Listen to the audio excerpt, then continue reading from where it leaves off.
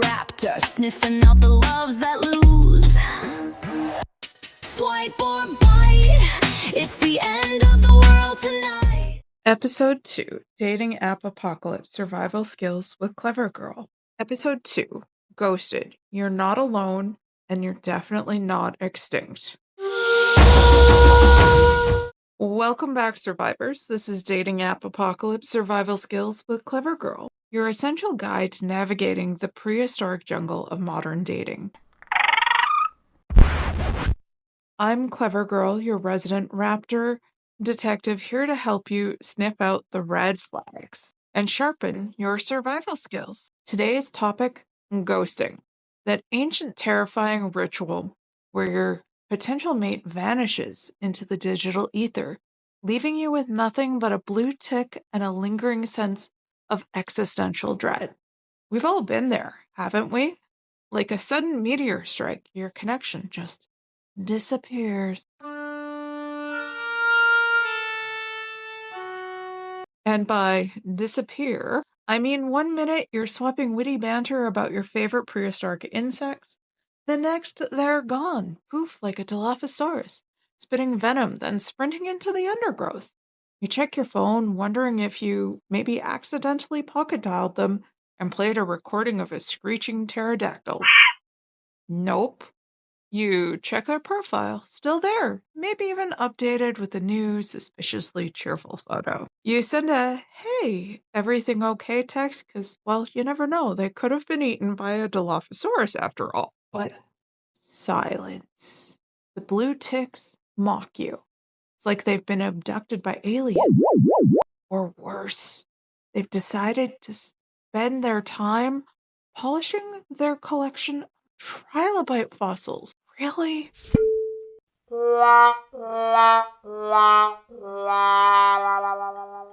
It's a dating epidemic, but don't worry, my fellow survivors. Clever Girl is here to guide you through the wreckage. Speaking of ghosts, though, let me tell you about my own close encounter. I was chatting with this, well, let's call him Chatosaurus. He seemed charming, witty, even brought up my impressive claw length in a complimentary way. We planned a prehistoric picnic. Think ferns, raw steak, the works.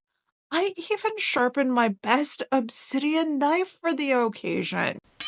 The day arrives. I'm waiting at our designated watering hole, looking my absolute best. 2 hours later, nothing. Not a text, not a call, not even a single pitiful smoke signal. Eventually found him later, mind you. Turns out he'd gotten distracted chasing a particularly shiny beetle. And then he claimed, forgot. A beetle? I mean, come on. I'm a raptor, not a dung beetle collector. The point is, even the most cunning of us can get ghosted. It's part of the dating jungle. But you know what? I ate that steak myself, and it was glorious. And then I found somebody who appreciated my knife skills and didn't get distracted by shiny insects. First things first, though, let's dissect the ghosting phenomenon. Why does it happen? Well, it's a complex ecosystem, folks. Sometimes it's fear of confrontation, fear of hurting your feelings, or just plain fear of commitment. Some people are like skittish herbivores, easily spooked by the slightest sign of emotional connection. Other times it's sheer laziness. They find someone else, get distracted, or simply can't be bothered to communicate. They're the digital equivalent of a T-Rex stomping through the dating landscape with no regard for the delicate flora and fauna they destroy. Sometimes, let's be honest, it's not you, it's them. They're dealing with their own issues, navigating their own personal asteroid field. The ghoster's natural habitat. But wait, where do ghosters go when they disappear? Well, I did some digging, literally like an archaeologist, Turns out ghosters retreat to their natural habitat of avoidance, which includes the work got busy excuse cave. The oh no, my phone died for 2 weeks thicket. The I'm just bad at texting tar pit, where they all sink eventually. And of course, the infamous I thought we were just casually talking swamp. It's a sad, lonely place filled with half-hearted apologies and unread messages. So don't try to follow them there. It's a one-way trip to Disappointmentville.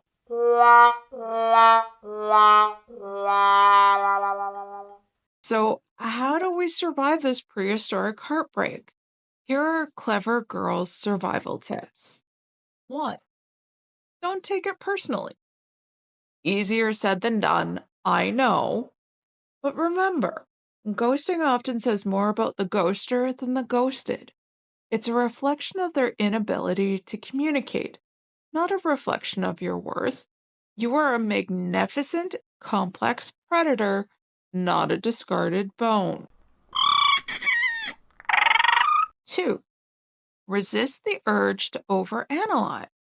Don't waste your energy dissecting every message, every emoji, every potential clue. You'll end up chasing your tail like a baby dino, and that's exhausting. Let the digital dust settle. 3. Don't reach out unless you absolutely have to. Sending a barrage of messages or calling them repeatedly will only make you look desperate. Maintain your dignity. Let them vanish. You have better things to do, like hunting down a good date, who won't disappear.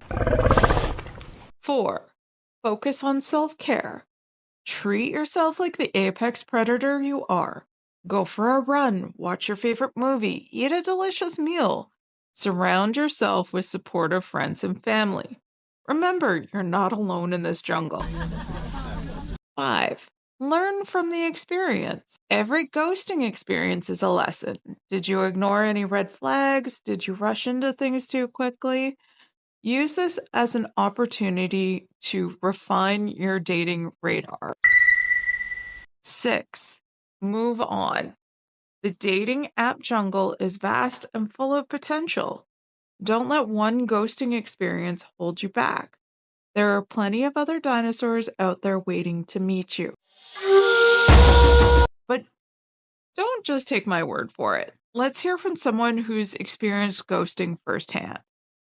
I tracked down an expert on disappearing acts, a literal ghost. Joining me today is Gary the Ghost. Gary, thanks for being here. Ooh, I'm always here, and yet never here.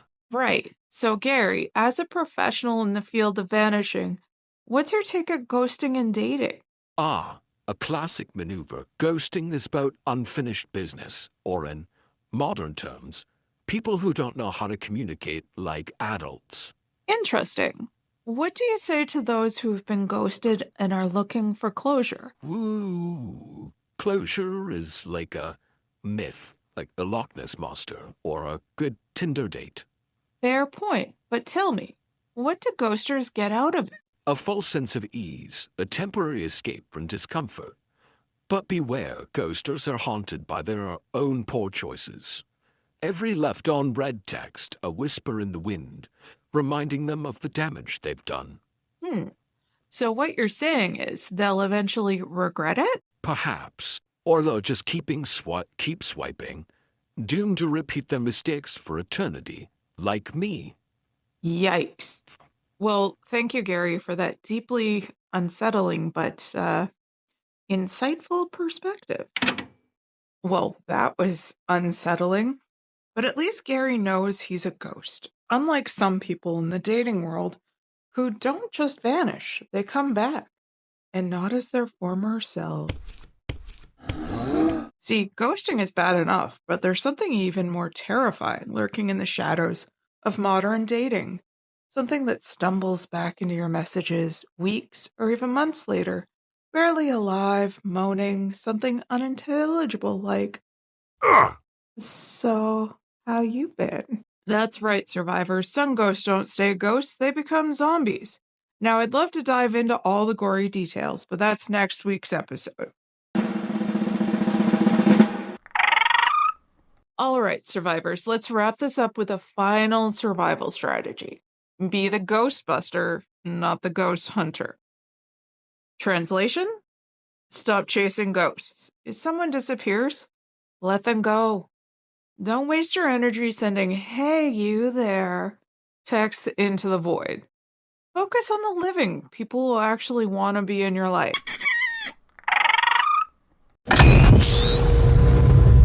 Ghosting is a painful part of modern dating, but it doesn't have to define you. Remember, you're a strong, resilient, and a resourceful survivor. That's all for this episode of Dating App Survival Skills with Clever Girl. Stay sharp, stay safe, and remember, even in the digital jungle, you're never truly alone. As mentioned earlier, next week's episode, when ghosts become zombies, the dating undead, and how to survive them. So sharpen your claws, reinforce your emotional barricades, and stay tuned for next Saturday.